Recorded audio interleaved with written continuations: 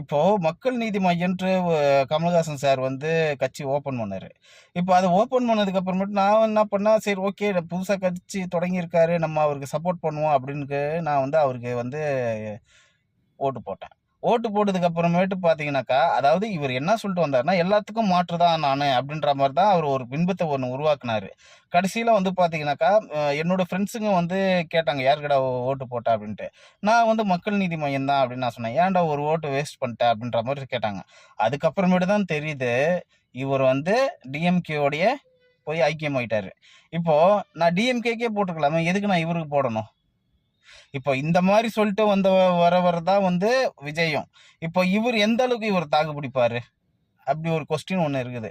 இப்போ இவர் தாக்கு பிடிப்பாரா அப்படின்னு பார்க்கும்போது, கொஞ்சம் கூட்டணி இருக்கும் அப்படின்ற மாரி சொல்றாரு. ஆனா கூட்டணி எந்த அளவுக்கு யார் கூட வைப்பாருன்னு